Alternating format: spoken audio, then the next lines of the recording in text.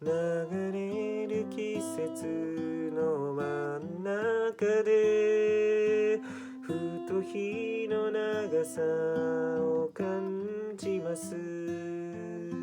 せわしくすぎる日々の中に私とあなたで夢を描く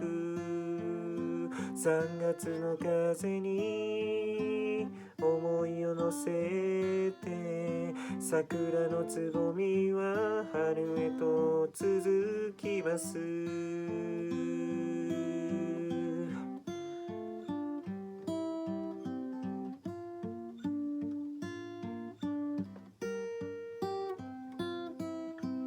溢れ出す光の粒が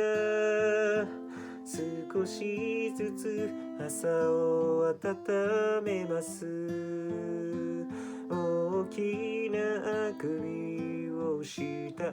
後に少し照れてるあなたの横で新たな世界の入り口に立ち気づいたことは一人じゃないってこと。瞳を閉じればあなたがまぶたの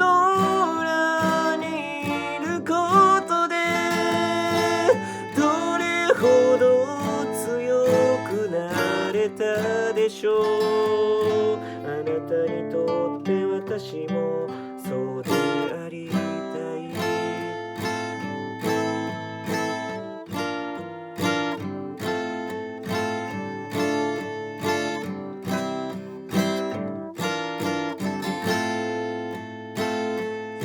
ぼこり運ぶつむじ風洗濯物に絡まりますが昼前の空の白い月はなんだか綺麗で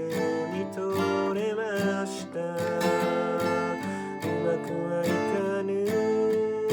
こともあるけれど手を仰げばそれさえ小さくて青い空は凛と澄んで羊雲は静かに揺れる花咲くを待つ喜びを分かち合えるのであればそれは幸せ。この先も隣でそっと微笑んで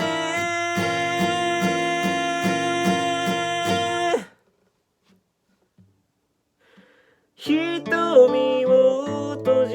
ればあなたがまぶたの裏にいることでどれほど強くなれたでしょう。あなたにとって私もそう